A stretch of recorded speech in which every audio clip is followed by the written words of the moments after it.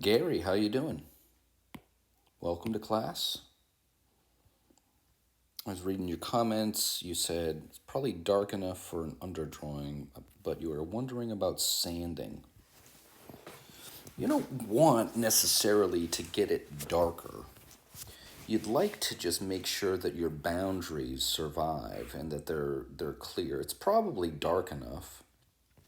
But let me take it back. Sandpaper's, oh, I always recommend sandpaper.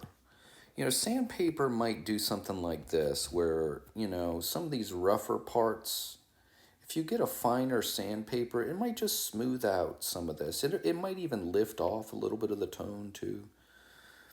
Usually, I use sandpaper to gently lift out the graphite or to just kind of soften the impression of it. It's not necessarily to get it to take more graphite unless somebody's got a weird surface. Even with the gesso board, you never know what they've done to it. Like, I don't know. Was there water stains or sometimes people get like a water stain on the gesso board and they make a beautiful drawing and they're mad at me. What's wrong with this gesso board? I don't know. Sometimes things go wrong, but the sandpaper does even things out.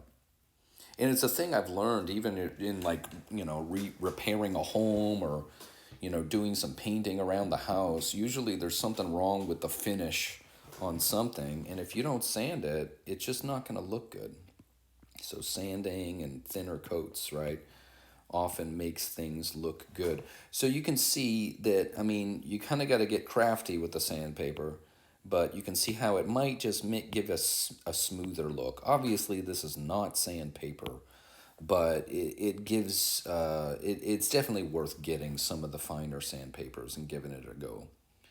But really, the main thing, and the sandpaper might work hand in hand with this, where, maybe it's getting too dark. I don't even know if this is showing up too dark or, what it really looks like in person. But what you'd really like to be prepared for come painting time is not darkening the shadow, but darkening your boundaries so they survive.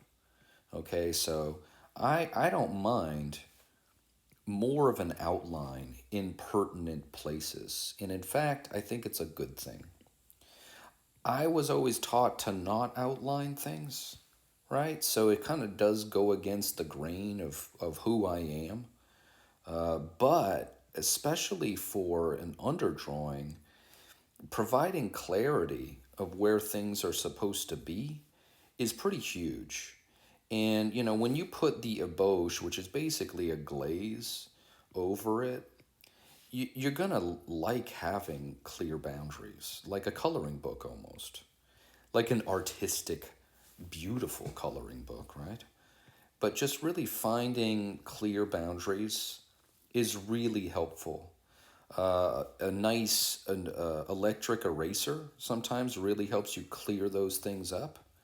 Like right out here, I'm almost pretending like I'm using an electric eraser just to give a clear look. That little triangle of light there would be nice. Good little landmark to have. But you can see that it's not necessarily about darkening. It's about making your boundaries more clear. And darkening and shading is really overrated. A lot of artists, even a lot of the, when I'm talking with my colleagues or whatever, sometimes they will complain, oh, we're shading, air quotes, right? As if that was just like a thing artists did. We would just shade, right? Like it's like a coloring book.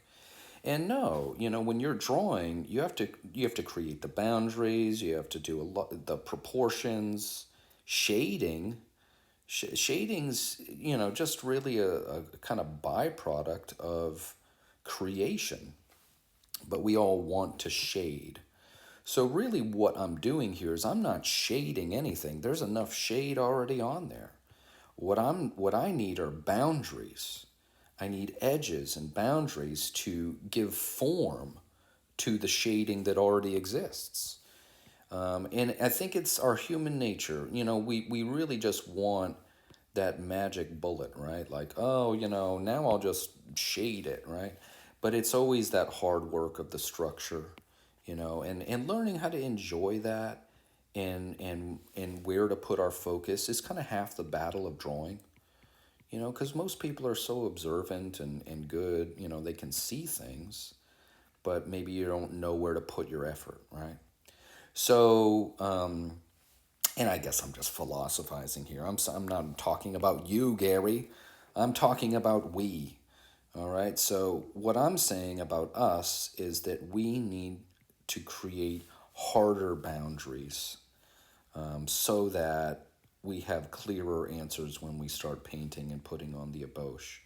So, there's more of a graphic to what we're doing, a two-dimensional aspect, outlines and boundaries more so than shading, right?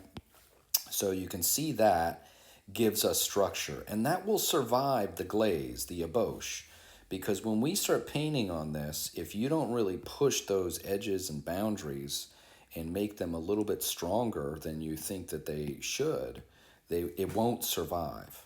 So, for example, if I glaze in like this over my graphic, see how that survives? It's going to lower the contrast a little bit, but I can still see my boundaries, right?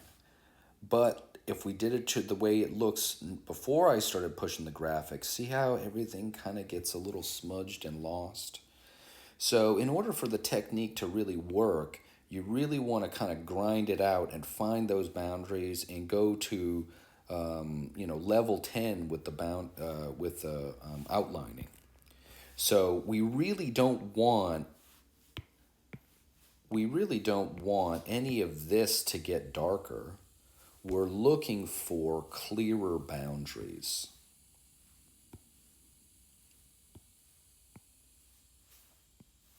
Sorry for the noise of Florida in the background. I don't know if you can hear that. But yeah, so like coming in here and making a decision. And don't be afraid if you're a little bit wrong, because we're all going to be a little wrong, okay? But it's better to have a clearer answer than a vague answer, at least when we start off the eboche. Okay, so that's the main thing that I would like you to do. And you might see a little bit of drawing corrections here and there as I was working. I was just kind of talking and working. It's all a process. I'm sure, all my drawing decisions aren't perfect either. But that's the main gist of what I would want you to do with the time that you have, is to find those boundaries so that it survives the eboche, okay? Because we don't want that, right? Because if we eboche over that, you might think, why did I even do the underdrawing? So push that graphic. All right, Gary? So have a great week, and I will talk to you Saturday.